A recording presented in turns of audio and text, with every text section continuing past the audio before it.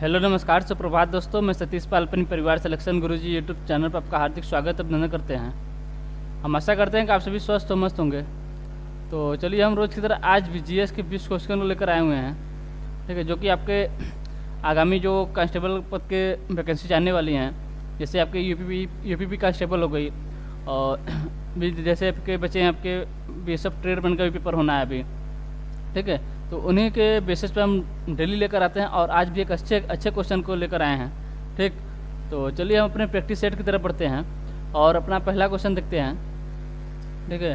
तो ये रहा आज का हमारा पहला क्वेश्चन कि हमारा क्वेश्चन है कि निम्नलिखित में से कौन उत्तर पूर्व 7 सिस्टर यानी 7 बहनों का स्टेट नहीं, मतलब उसमें से स्टेट नहीं है, यानी निम्नलिखित में से कौन उत्तर पूर्व 7 सिस्टर स्टेट्स नहीं है। ऑप्शन दिया आपका उड़ीसा, ऑप्शन बी दिया आपका मणिपुर, ऑप्शन सी दिया है मेघालय और ऑप्शन डी दिया आपका त्रिपुरा। ऑप्शन डी क्या दिया है? त्रिपुरा। तो बोल रहा है 7 सिस्टर जो है उसकी मतलब उसमें से कौन सा एक राज्य आपका नहीं है, ठीक है। पहले तो हम बात कर लेंगे 7 सिस्टर में कौन कौन से राज्य आते हैं, ठीक। तो कौन कौन से राज्य आते हैं, तो एक है जैसे आपका क्या है असम हो गया, फिर हो गया आपका मेघालय हो गया, इसके बाद आपका अरुणाचल प्रदेश, अरुणाचल प्रदेश हो गया, फिर हो गया आपका नागालैंड, फिर आपका नागालैंड के बाद है आपका मणिपुर, इसके बाद है आपका मिजोरम, फिर आपका त्रिपुरा। क्या है? त्रिपुरा। ये आपके 7 राज्य हैं, ठीक है। असम, मेघालय, अरुणाचल प्रदेश, नागालैंड, मणिपुर, मिजोरम और त्रिपुरा, ठीक है। ये आपके क्या है? इस 7 राज्यों को मतलब पूर्वोत्तर की 7 सिस्टर के नाम से जाना जाता है, ठीक। तो पूछा इसमें से कौन सा नहीं है, तो किसकी बात करें? उड़ीसा। ऑप्शन दिया आपका उड़ीसा ही आपका ये नहीं है, ठीक है। मणिपुर, मेघालय और त्रिपुरा की बात करें तो आपके तीनों इन 7 सिस्टर में आते हैं, ठीक। अगर हम ऐसे अगर से फिगर पे देखते हैं तो और अच्छा समझ में आएगा, ठीक। ये देखिए हमारा रहा पूर्वोत्तर राज्य, मतलब भारत के पूर्वोत्तर राज्यों का एक है आपका मैप लगा हुआ है। तो यहाँ पर देखेंगे तो आपको मिलेगा यहाँ से देखिए, ये है आपका असम राज्य, ठीक। ये क्या है? ये है आपका असम, और इसमें सबसे इम्पोर्टेंट राज्य कौन सा है तो वो भी आपका असम है, क्योंकि असम जो राज्य है आपके जो 7 सिस्टर हैं वो सभी मतलब बाकी 6 राज्यों से आपकी सीमा साझा करता है। असम राज्य जो है वो आपके बाकी के 6 मतलब राज्यों के साथ अपना सीमा साझा करता है, ठीक है। तो ये था आपका असम, यहाँ पर है आपका अरुणाचल प्रदेश, और इसके बाद है आपका नागालैंड, यहाँ पर आपका मणिपुर, और ये है आपका मिजोरम, और यहाँ पर आपका त्रिपुरा, और ये रहा आपका असम के सटे हुए आपका मेघालय। तो अगर हम असम की बात करें तो असम की जो सीमा है वो बाकी के 6 राज्यों के साथ इधर देखिए अरुणाचल प्रदेश से भी सीमा बना रहा है, इधर नागालैंड से भी सीमा बना रहा है, फिर मणिपुर से भी सीमा बना रहा है, और मिजोरम से भी, त्रिपुरा से भी और मेघालय से भी। यानी बाकी जो असम राज्य है हमारा वो बाकी के 6 राज्यों से, जो कि पूर्वोत्तर राज्य के 7 बहनों में आते हैं, बाकी के 6 राज्यों से अपना सीमा साझा करता है, ठीक है। तो पूर्वोत्तर के 7 राज्यों का हम देख लिए हैं, कौन कौन से थे आपका अरुणाचल प्रदेश, नागालैंड, मणिपुर, मिजोरम, त्रिपुरा, असम और मेघालय। आपके 7 राज्यों में आपके असम मतलब पूर्वोत्तर के 7 सिस्टर के नाम से जाने जाते हैं, ठीक है। तो यहाँ पर हो गया आपका उड़ीसा जो था आपके आंसर में, मतलब ये आंसर आपका सही है, यानी उड़ीसा जो आपके 7 सिस्टर में नहीं आता। और असम के बारे में लिख दिया कि बाकी के 6 राज्य के असम सभी राज्यों मतलब पूर्वोत्तर के सभी राज्यों के साथ सीमा साझा करता है, सभी राज्यों के साथ सीमा साझा करता है,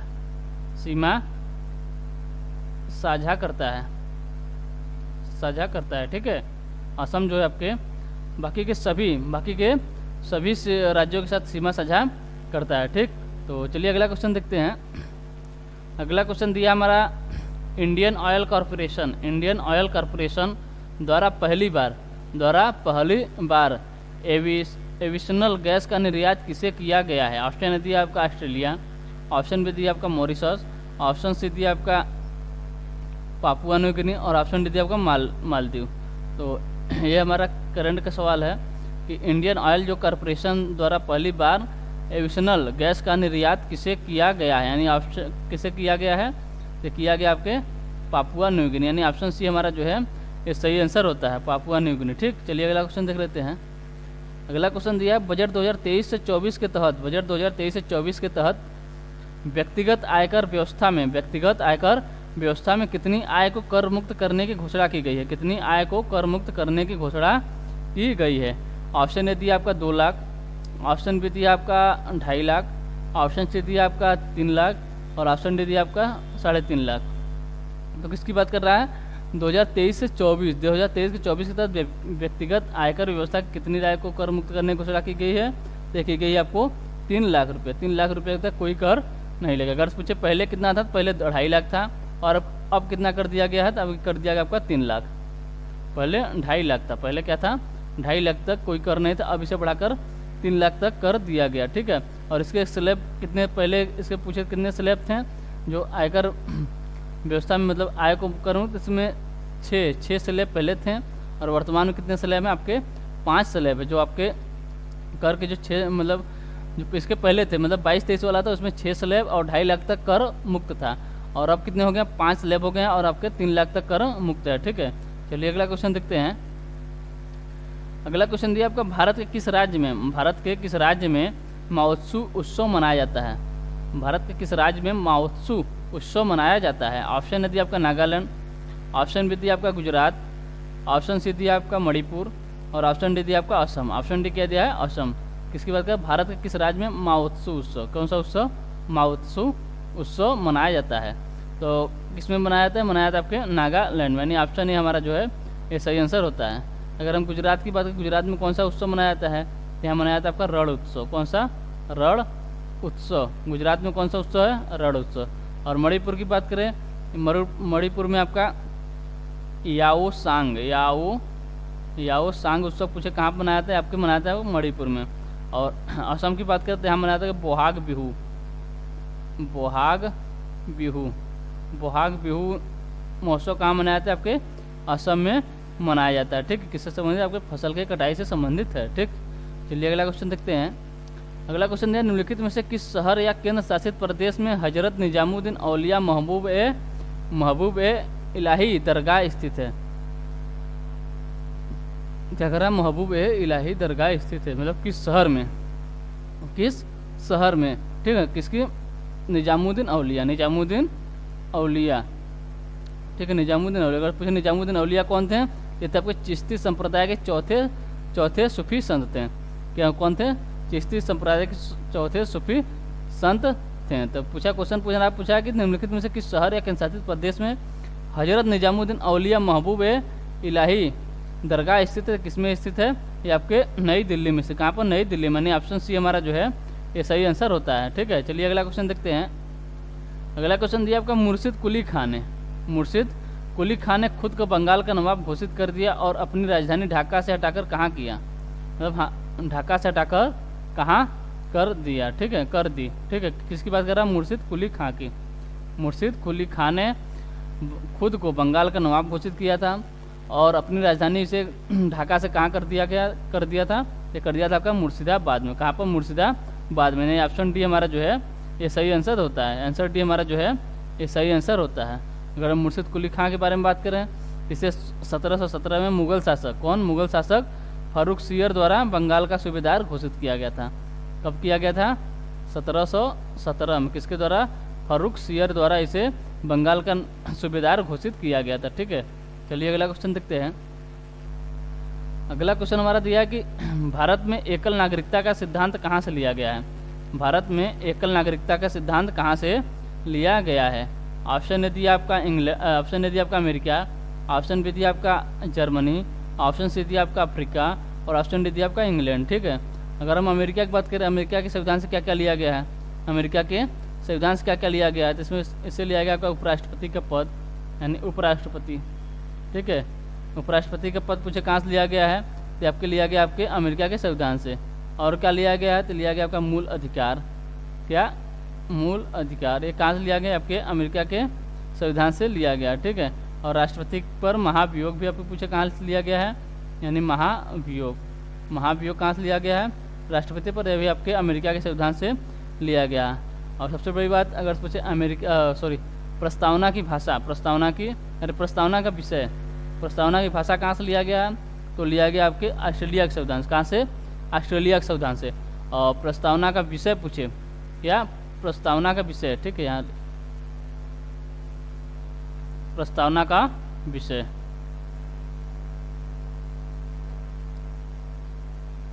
प्रस्तावना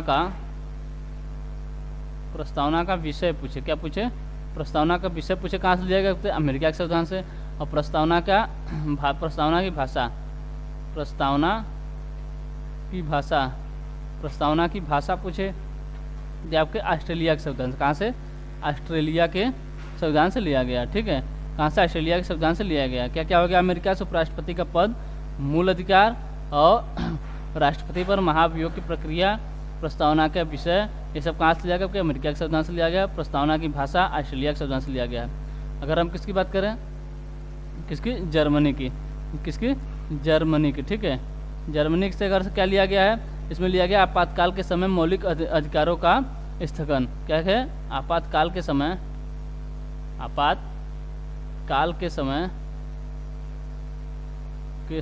मौलिक अधिकारों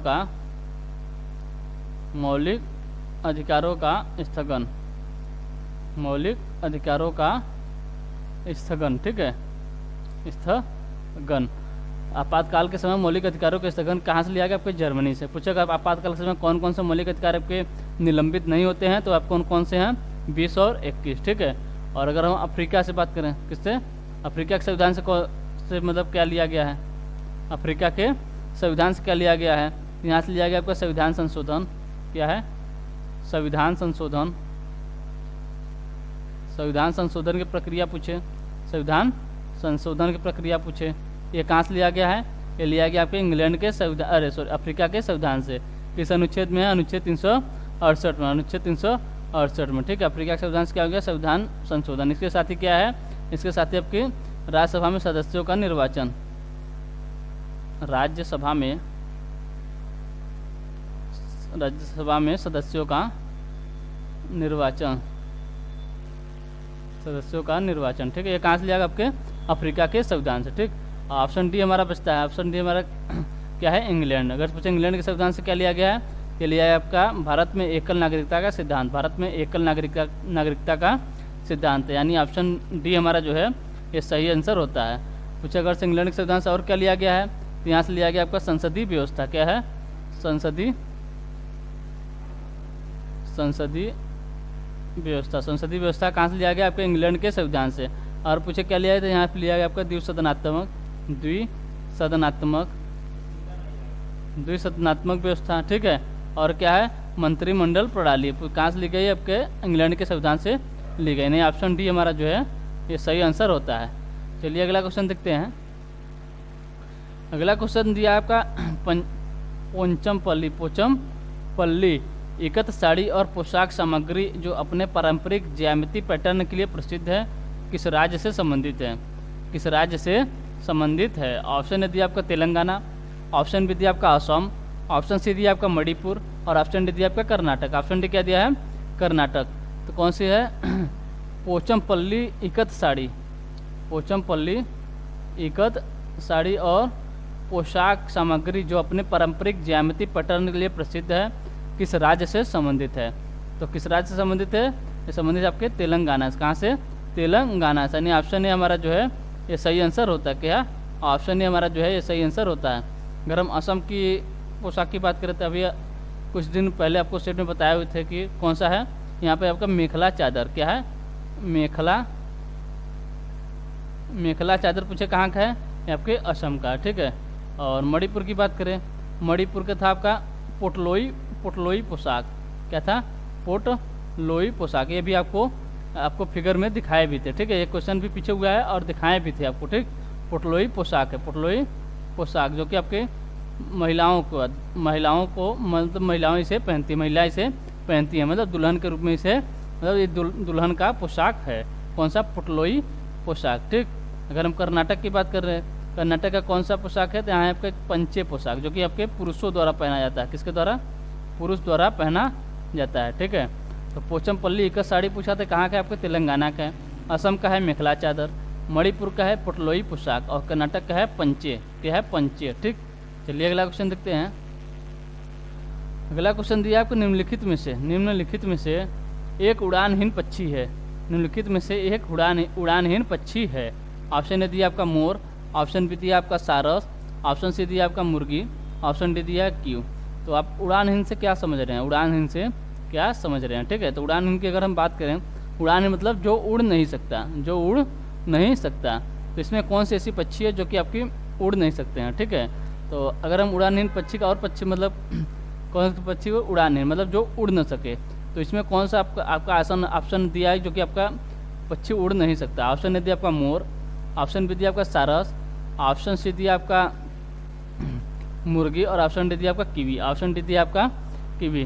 तो अगर हम उड़ानहीन पक्षी की बात करें तो कौन है? तो आपका कीवी है। कौन है? कीवी, यानी ऑप्शन डी हमारा जो है ये सही आंसर होता है। तो कौन कौन से पक्षी हैं जो कि आपके उड़ानहीन है? उड़ानहीन है तो कौन है? एक हो गया आपका कीवी, क्या हो गया? कीवी। और एक हो गया आपका शुतुरमुर्ग, क्या हो गया? शुतुरमुर्ग। एक हो गया आपका शुतुरमुर्ग, एक हो गया आपका कीवी, और एक हो गया शुतुरमुर्ग। फिर आपका पेंगुइन, ये भी आपका क्या है? उड़ानहीन पक्षी है। क्या है? उड़ानहीन पक्षी है। ठीक है, और हैं मतलब ये विशेष है, मतलब कौन कौन? कीवी हो गया, शुतुरमुर्ग हो गया और पेंगुइन, ये सब आपके उड़ानहीन पक्षी के अंतर्गत आते हैं, उड़ानहीन पक्षी के अंतर्गत आते हैं। ठीक है, और यानी ऑप्शन डी हमारा जो है ये सही आंसर होता है। किसकी बात करें? अगर हम कीवी की बात करें, कीवी अगर पूछे कहाँ का राष्ट्रीय पक्षी है, कीवी कहाँ का राष्ट्रीय पक्षी है, तो कहाँ का राष्ट्रीय पक्षी आपके न्यूजीलैंड का है। कहाँ का है? न्यूजीलैंड का। न्यूजीलैंड का राष्ट्रीय पक्षी क्या है? तो आपका कीवी है। ठीक है, अगर पूछे कीवी एक पक्षी हो गई, कीवी के नाम से मतलब एक फल भी है, कीवी एक फल भी है। ये कहाँ का? ये भी आपके न्यूजीलैंड का, ये भी आपका राष्ट्रीय फल है, वहाँ का राष्ट्रीय फल भी है। राष्ट्रीय पक्षी पूछे तो न्यूजीलैंड, राष्ट्रीय फल पूछे क्या? कीवी है, वो भी कहाँ का है? वो भी आपके न्यूजीलैंड का है। ठीक है, अगर पूछे न्यूजीलैंड की राजधानी क्या है, तो यह है आपका वेलिंगटन। क्या है? वेलिंगटन। न्यूजीलैंड की राजधानी क्या है? वेलिंगटन। ठीक, चलिए अगला क्वेश्चन देखते हैं। अगला क्वेश्चन दिया कन्नौज की लड़ाई में शेरशाह सूरी द्वारा हुमायूं को डैश में पराजित किया गया था। कन्नौज की लड़ाई में शेरशाह सूरी द्वारा हुमायूं को डैश में पराजित किया गया था। ऑप्शन ए दिया आपका 1540, ऑप्शन बी दिया 1539, ऑप्शन सी दिया 1545, और ऑप्शन डी दिया 1542। तो कन्नौज की लड़ाई में शेरशाह सूरी द्वारा हुमायूं को कब पराजित किया गया था, मतलब कन्नौज की लड़ाई कब हुई थी? और एक बात और पता है, कन्नौज की लड़ाई को ही किस नाम से जानते हैं? इसे ही कहते हैं बिलग्राम का युद्ध। कन्नौज या बिलग्राम, क्या? बिलग्राम या कन्नौज। ठीक है, इसे ही कहते हैं बिलग्राम का युद्ध बोले या कन्नौज के युद्ध बोले। ठीक, तो कब हुआ था बिलग्राम का युद्ध यानी कन्नौज का युद्ध कब हुआ था? तो हुआ था आपके 1540 में, यानी ऑप्शन ही हमारा जो है ये सही आंसर होता है। ठीक है, अगर पूछे 1539 में क्या हुआ, तो 1539 में आपका हुआ था, क्या हुआ था 1539 में? 1539 में हुआ था आपका चौसा का युद्ध। कौन सा? चौसा का युद्ध। कहाँ हुआ, कब हुआ था? ये हुआ था आपके 1545 में, अरे 1539 में। ठीक, 1539 में कौन सा युद्ध था? चौसा का युद्ध। चौसा का युद्ध 1539 में। 1545 पहले 1542 की बात करें, 1545 में थे उसके मतलब शेरशाह सूरी की मृत्यु हो गई थी। ठीक है, और 1542 में क्या हुआ? तो 1542 में शेरशाह सूरी ने मालवा को जीता था। ठीक है, और अगर 1545 की बात करें तो इसमें क्या हुआ था? 1545 में शेरशाह सूरी की मृत्यु हो गई थी। मतलब कैसे हुई थी? तो कालिंजर के युद्ध कालिंजर पर इन्होंने आक्रमण किया था, और वहाँ पर मतलब बारूद चलाते समय जो गोला था इनके पास ही गिर गया, जिसके कारण इनकी मृत्यु हो गई थी। ठीक है, चलिए अगला क्वेश्चन देखते हैं। अगला क्वेश्चन दिया आपका निम्नलिखित में से कौन सी पर्वत श्रेणी आपकी ट्रांस हिमालय के अंतर्गत नहीं आती है? निम्नलिखित में से कौन सी पर्वत श्रेणी ट्रांस हिमालय के अंतर्गत नहीं आती है? ऑप्शन ए दिया आपका काराकोरम, ऑप्शन बी दिया लद्दाख, ऑप्शन सी दिया आपका जास्कर, और ऑप्शन डी दिया आपका महान हिमालय। ऑप्शन डी क्या दिया है? महान हिमालय। तो अगर हम इसकी बात करें, पर्वत श्रेणियों की बात कर रहे हैं, जैसे आपका जम्मू कश्मीर वाला हिस्सा होता है। ठीक है, तो इसमें अगर हम बात करें किसकी, तो ये है आपका काराकोरम पर्वत, ये आपका यहाँ पर आपका लद्दाख, और ये है आपका जास्कर पर्वत श्रेणी। कौन सा? जास्कर पर्वत श्रेणी। और इसी के नीचे आपका कौन सी आ जाती है? इसके नीचे आ जाती है आपका महान हिमालय, फिर यहाँ पर है आपका लघु हिमालय, फिर इसके बाद आता है आपका कौन सा, शिवालिक, कौन सा, शिवालिक। ठीक है, तो पूछा है, अगर हम इसकी बात करें इसका नाम क्या है, ये काराकोरम पर्वत है, काराकोरम पर्वत है। ठीक, ये आपका कौन सा, ये है आपका लद्दाख पर्वत श्रेणी, और ये कौन सा है आपके, ये है आपका जास्कर, कौन सा है, जास्कर पर्वत श्रेणी। ठीक है, और इसकी बात करें तो ये आपका महान हिमालय, कौन है, महान हिमालय। ठीक, और ये है आपका कौन सा है, ये आपका लघु हिमालय हो गया आपका महान हिमालय, ये हो गया लघु हिमालय, और नीचे क्या है, नीचे आपका शिवालिक,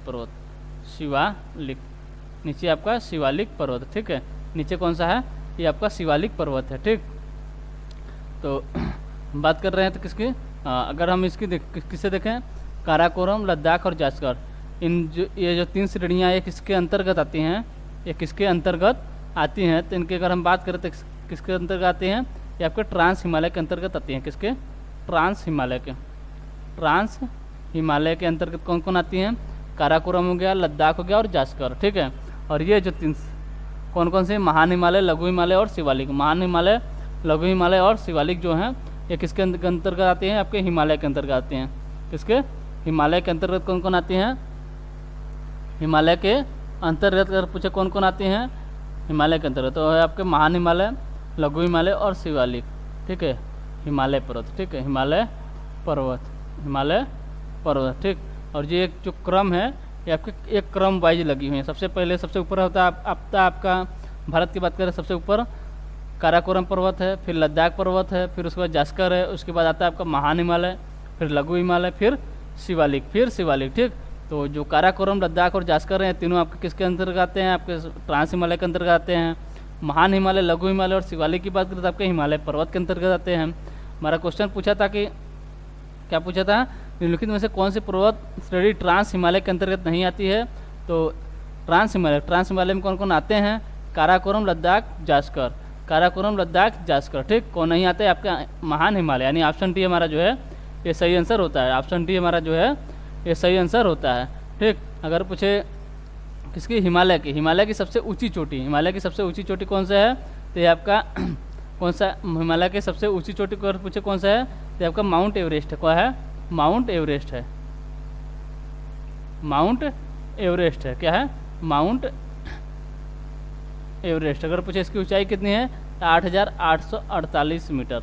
8,848 मीटर किसकी ऊंचाई है, ये आपके माउंट एवरेस्ट, जो कि विश्व की सबसे ऊंची चोटी, यानी हिमालय पर्वत की सबसे ऊंची चोटी है। ठीक है, या बोल रहे हैं आपके नेपाल की सबसे ऊंची चोटी है, क्योंकि ये कहाँ पड़ती है, आपके नेपाल में पड़ती है। ठीक, पूछिए आज फिर नेपाल की सबसे ऊंची चोटी, हिमालय पर्वत की सबसे ऊंची चोटी या विश्व की सबसे ऊंची चोटी क्या हो जाएगी, आपकी माउंट एवरेस्ट हो जाएगी। और एक क्वेश्चन और बनता है, अगर पूछे हिमालय पर्वत न देकर अगर पूछे किस मतलब हिमालय पर्वत के अंतर्गत 3 पर्वत श्रेणी आती है, महान हिमालय, लघु हिमालय और शिवालिक। अगर पूछे हिमालय पर्वत के अंतर्गत आने वाली श्रेणियों में से किस श्रेणी पर आपका माउंट एवरेस्ट है, तो आपके महान हिमालय पर है। कहाँ पर है, महान हिमालय पर। कहाँ पर, महान हिमालय पर। ठीक, यानी ठीक है, अगर हमें क्वेश्चन और पूछ ले यहाँ पर कि क्या, कि भारत की सबसे ऊंची चोटी, क्या है, भारत की सबसे ऊंची चोटी, तो यह क्या है, आपका कंचनजंगा है। क्या है, कंचनजंगा है। ठीक, कंचनजंगा आपके भारत की सबसे ऊंची चोटी है। अगर पूछे इसकी ऊंचाई कितनी है, इसकी ऊंचाई कितनी है, तो 8,586 मीटर है। 8,586 मीटर है। अगर पूछिए कहाँ पर, आपके सिक्किम में है, और आधा सिक्किम में, आधा नेपाल में भी ये भी आता है। ठीक, सिक्किम और नेपाल की सीमा पे बोल सकते हैं इसे। कौन सी है, कंचनजंगा, ये कि आपके भारत की सबसे ऊंची चोटी है। भारत की सबसे ऊंची चोटी है, और विश्व की पूछे तो विश्व की ये तीसरी सबसे ऊंची चोटी है। विश्व की तीसरी सबसे ऊंची चोटी है। ठीक है, तो हम आशा करते हैं कि क्वेश्चन आपको अच्छे समझ में आया होगा। ठीक है, और हाँ, अगर क्वेश्चन अच्छा लगा हो तो लाइक जरूर करें। ठीक है, और जो भाई बहन अगर सब्सक्राइब न किए हों वो चैनल को सब्सक्राइब भी कर लें। ठीक, चलिए अगला क्वेश्चन देखते हैं। अगला क्वेश्चन दिया आपका, निम्नलिखित में से किसे जापान का मैनचेस्टर कहा जाता है। निम्नलिखित में से किसे जापान का मैनचेस्टर कहा जाता है। अभी कुछ दिन आपसे मतलब भारत के मैनचेस्टर या उत्तर भारत के मैनचेस्टर या दक्षिण भारत के मैनचेस्टर के बारे में चर्चा किया था। लेकिन आज क्या पूछा है कि निम्नलिखित में से किसे जापान का मैनचेस्टर कहा जाता है। ऑप्शन ए दिया आपका कोवे, ऑप्शन बी दिया आपका ओसाका, ऑप्शन सी दिया आपका टोक्यो और ऑप्शन डी दिया आपका नागासाकी। ऑप्शन डी क्या दिया है, नागासाकी। तो निम्नलिखित में से किसे जापान का मैनचेस्टर कहा जाता है, किसे कहा जाता है, कहा जाता है आपका ओसाका को। किसे, ओसाका को, यानी ऑप्शन बी हमारा जो है ये सही आंसर होता है। अगर पूछे ओसाका कहाँ का शहर है तो आपके जापान का शहर है। कहाँ का है, जापान का शहर है। कहाँ का है, जापान का शहर है। ठीक है, तो ये हो गया आपका आंसर। क्या हो गया, आंसर बी। ठीक, यानी ऑप्शन बी हमारा जो है ये सही आंसर होता है। ठीक, अभी हमने कुछ दिन पहले भारत के मैनचेस्टर, उत्तर भारत के मैनचेस्टर और दक्षिण भारत के मैनचेस्टर के बारे में बात किया था। तो आज चलिए ये भी देख लेते हैं कि मतलब भारत का मैनचेस्टर किसे कहते हैं, भारत का मैनचेस्टर किसे कहते हैं। अब पूछे उत्तर भारत का मैनचेस्टर किसे कहते हैं, उत्तर भारत का मैनचेस्टर किसे कहते हैं और दक्षिण भारत का मैनचेस्टर किसे कहते हैं। ठीक है, दक्षिण भारत का मैनचेस्टर किसे कहते हैं। ठीक, तो अगर पूछे उत्तर भारत का मैनचेस्टर कौन सा है तो आपका अहमदाबाद है। कहाँ पर है, कहाँ पर है, आपके गुजरात में है। कौन सा है, अहमदाबाद। अहमदाबाद को भारत का मैनचेस्टर कहते हैं, अहमदाबाद को भारत का मैनचेस्टर कहते हैं। कहाँ है, आपके गुजरात में। और उत्तर भारत का मैनचेस्टर ये आपका कानपुर। क्या है, कानपुर। कानपुर जो है आपका उत्तर भारत का मैनचेस्टर है। और दक्षिण भारत का मैनचेस्टर कौन सा है, ये आपका कोयम्बटूर है, कोयम्बटूर। ठीक है, भारत का पूछे अहमदाबाद कहाँ पर है, गुजरात में। उत्तर भारत का मैनचेस्टर कानपुर कहाँ पर है, उत्तर प्रदेश में।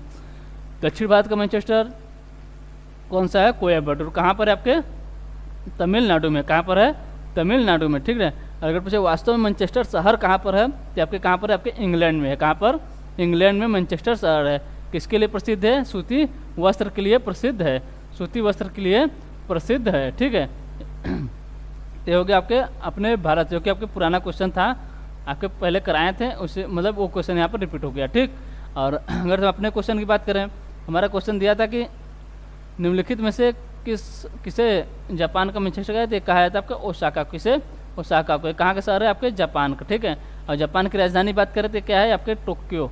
जापान की राजधानी क्या है, टोक्यो।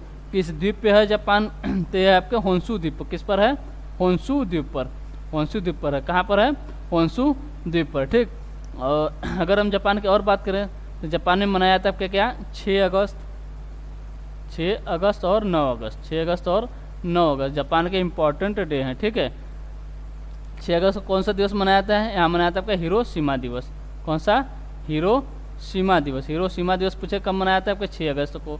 9 अगस्त को कौन सा दिवस मनाया जाता है, आपके नागासाकी दिवस। नागासाकी दिवस, नागासाकी दिवस कब मनाया जाता है, आपके 9 अगस्त को मनाया जाता है। ठीक है, 9 अगस्त को मनाया जाता है। ये क्यों मनाया जाता है, क्योंकि यहाँ पर जो कि आपके द्वितीय विश्व युद्ध के दौरान अमेरिका ने यहाँ पर क्या किया था, परमाणु हमला।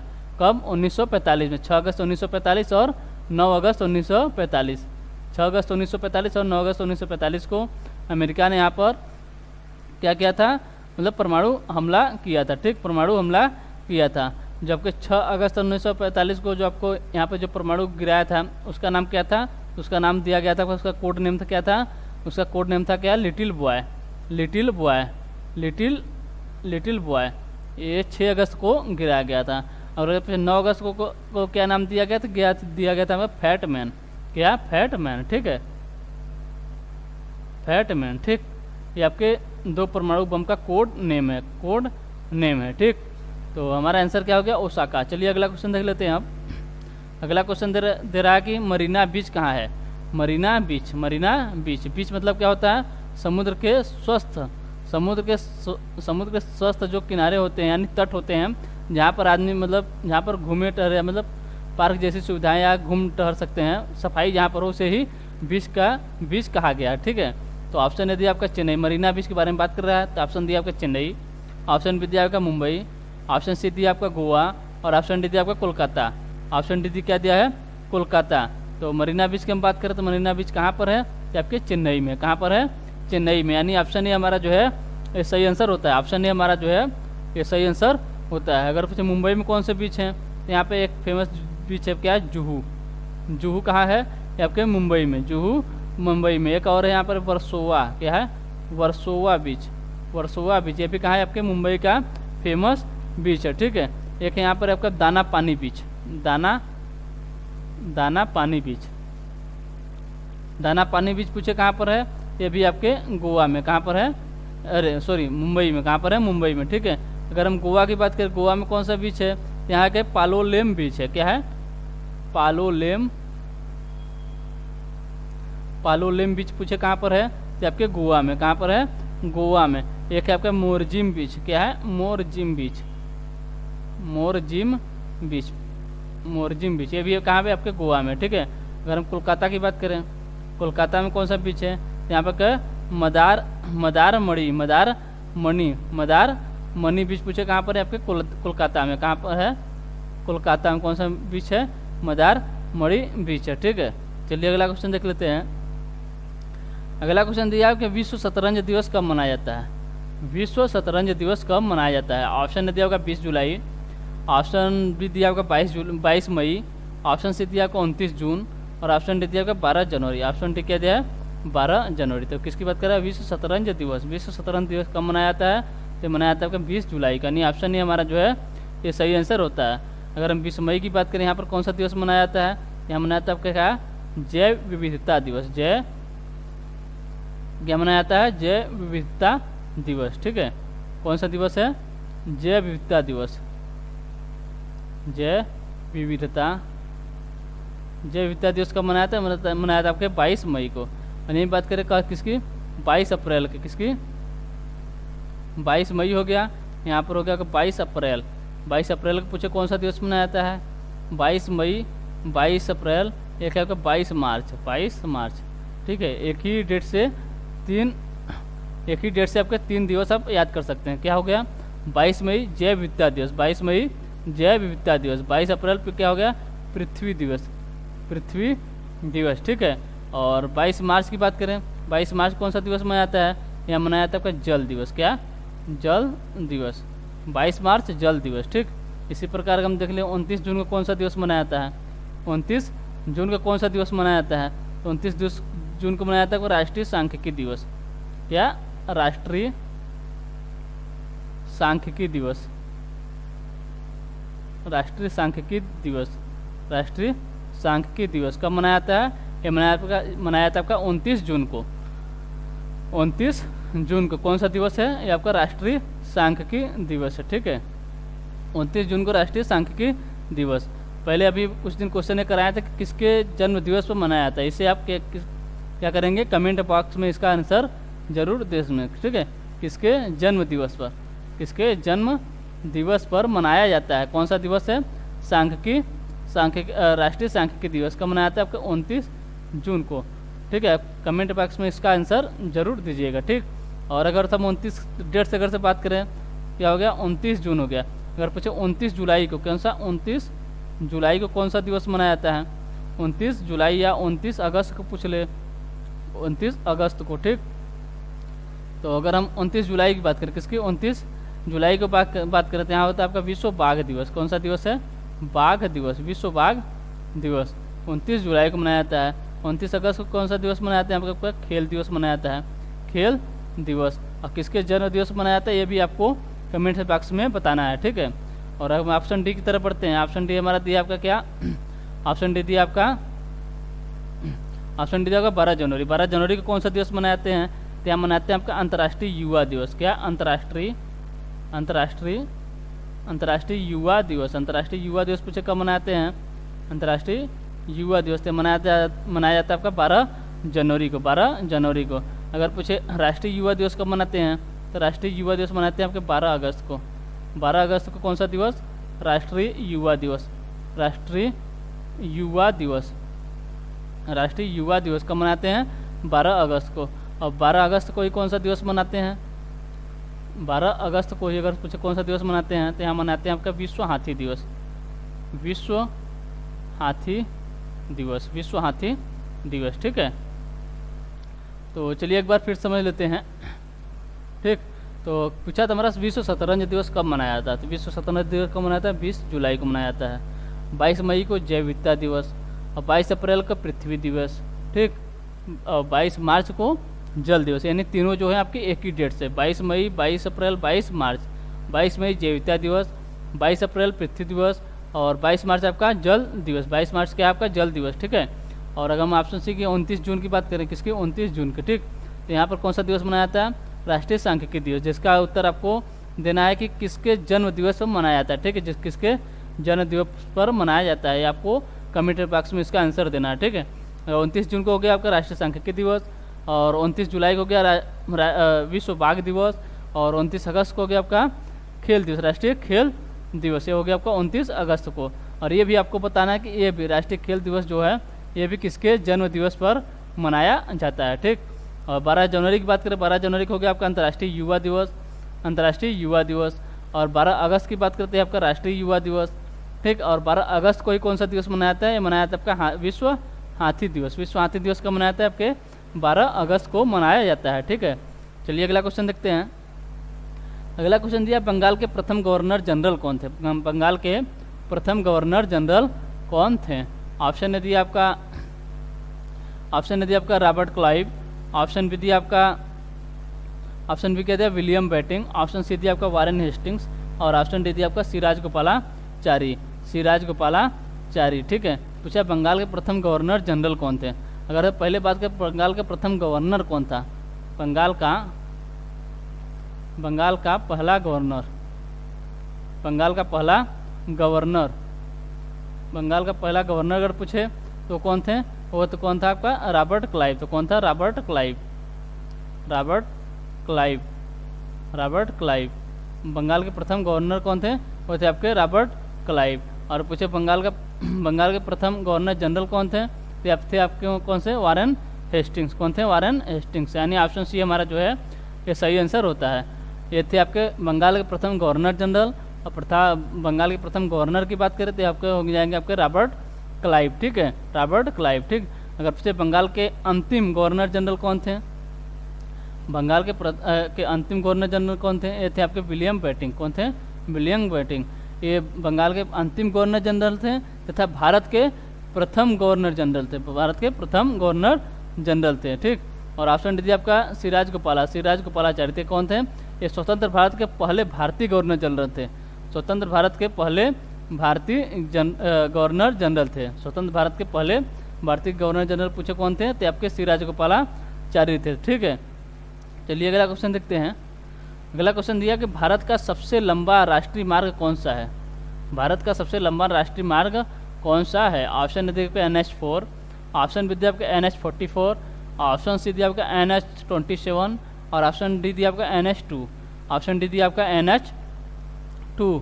तो किसकी बात कर रहे हैं, भारत का सबसे लंबा राष्ट्रीय मार्ग कौन सा है, भारत का सबसे लंबा राष्ट्रीय मार्ग कौन सा है, तो कौन सा है, ये आपका NH44। इसे ही क्या कहते हैं, इसे ही कहते हैं आपका उत्तर दक्षिण गलियारा, उत्तर दक्षिण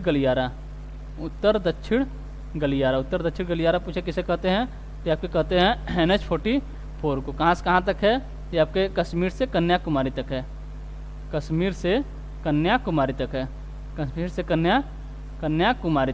कन्याकुमारी तक कहाँ से कहाँ तक, कश्मीर से कन्याकुमारी तक है, ठीक है। अगर पूछे इसकी लंबाई कितनी है, ये आपके 3745 किमी, 3745 किमी लंबी। और भारत की सबसे बड़ी राष्ट्रीय मार्ग है, भारत की सबसे बड़ी राष्ट्रीय मार्ग है, कौन है, NH44, जो कि भारत की सबसे लंबी राष्ट्रीय मार्ग कौन सी है, NH44 उत्तर दक्षिण गलियारा, ठीक। अगर हम NH4 की बात करें, NH4 कहाँ पर है, तो आपके कहाँ पर है, अंडमान निकोबार में। कहाँ पर, अंडमान निकोबार में कौन सा है, तो कौन सा राष्ट्रीय मार्ग है, आपके NH4 है, ठीक। अगर हम NH27 की बात करें, NH27 की बात करें तो ये कहाँ पर है आपके, इसे क्या कहते हैं, इसे कहते हैं आपके पश्चिम पूर्व या पूर्व पश्चिम पूर्व गलियारा। पूछे पश्चिम पूर्व गलियारा किसे कहते हैं, पश्चिम पूर्व गलियारा कौन सा है, तो आपका NH27 है,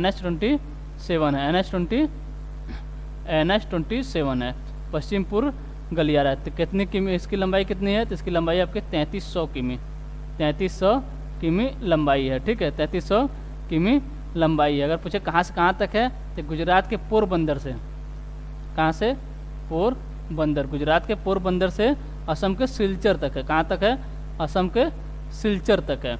ये आपका पश्चिम पूर्व गलियारा 3300 किमी लंबाई की है, NH-27 है और गुजरात के पोरबंदर से असम के सिलचर तक है। ठीक, और अगर हम NH-2 की बात करें, NH-2 की बात करें तो क्या है? सबसे भारत के सबसे पूर्वी राष्ट्रीय मार्ग है, भारत के सबसे पूर्वी राष्ट्रीय मार्ग है। ठीक है, ये कहाँ पर है? भारत और म्यांमार की सीमा पर है। भारत और कहाँ पर है? भारत और म्यांमार की सीमा पर है। भारत और म्यांमार की सीमा पर कौन सा राष्ट्रीय मार्ग है? NH-2 है। NH-2 है जो कि आपके भारत का सबसे पूर्वी राष्ट्रीय मार्ग है। ठीक, NH-4 की बात करते हैं आपके अंडमान निकोबार में है। NH-44 की बात करें तो आपके उत्तर दक्षिण गलियारा के नाम से जाना जाता है। यह कहाँ से? कश्मीर से कन्याकुमारी तक है। इसकी लंबाई की बात करते हैं 3745 किमी है।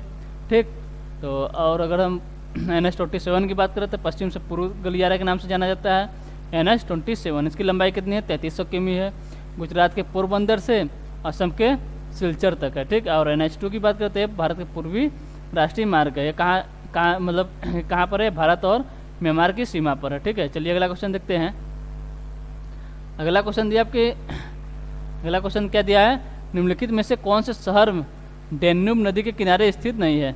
निम्नलिखित में से कौन से शहर हैं जो आपके डेन्यूब नदी के किनारे स्थित नहीं है? ऑप्शन ए दिया आपका बर्लिन, ऑप्शन बी दिया आपका बुडापेस्ट, ऑप्शन सी दिया आपका बेलग्रेड और ऑप्शन बी दिया आपका बुखारेस्ट। ऑप्शन डी दिया आपका बुखारेस्ट। ठीक है, तो किसकी बात कर रहा है? कौन निम्नलिखित में से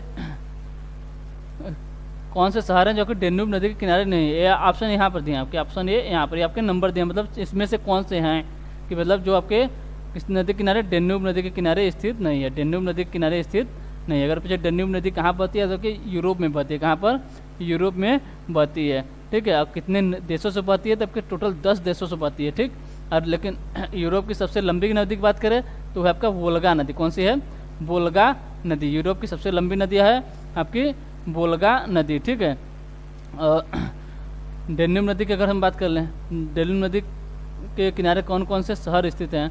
डेन्यूब नदी के किनारे कौन कौन से शहर स्थित हैं? तो डेन्यूब नदी के किनारे की अगर हम बात करें, डेन्यूब नदी के किनारे 10 देश, मतलब 10 देशों से बहती है।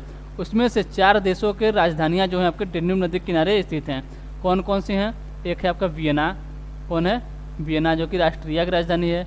एक है आपका डेन्यूब, एक है आपका वियना हो गया। क्या हो गया?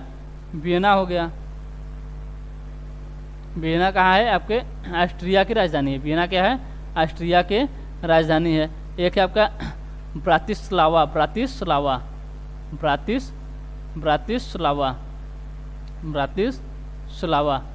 ये भी कहाँ है? आपके डेन्यूब नदी के किनारे स्थित है। ये किसकी राजधानी है? ये आपके स्लोवाकिया की राजधानी है। किसकी?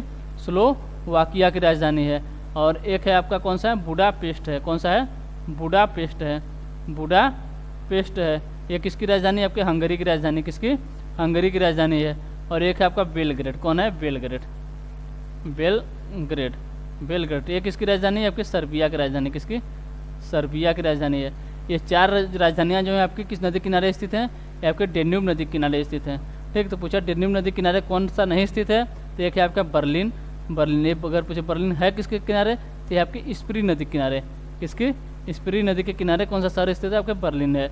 और एक है आपका बुखारेस्ट की बात करें किसकी कौन सी नदी किनारे स्थित है? तो ये आपके दाम्बोवीता नदी। दाम्बोवीता एक छोटी नदी है आपकी, इसी के किनारे स्थित है। कौन सा?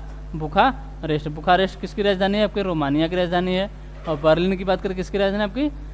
किसकी है? जर्मनी की। किसकी है? जर्मनी की। ठीक है, तो हमारा आंसर क्या हो गया? हमारा आंसर हो गया 1 और 4। ठीक है, ये दोनों कहाँ है? ये आपके डेन्यूब नदी किनारे स्थित नहीं है। तो 1 और 4 किस में है?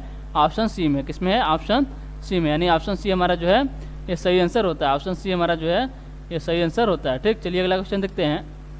अगला क्वेश्चन दिया निम्न में से कौन से सुमेलित नहीं है? निम्नलिखित में से कौन से सुमेलित नहीं है? ऑप्शन ए दिया आपका आल्हा महोबा, ऑप्शन बी दिया बिरहा कन्नौज का, ऑप्शन डी दिया रसिया बरसाना और ऑप्शन डी दिया कजरी मिर्जापुर। मतलब कौन से नृत्य हैं जो आपके किस जिले से संबंधित है?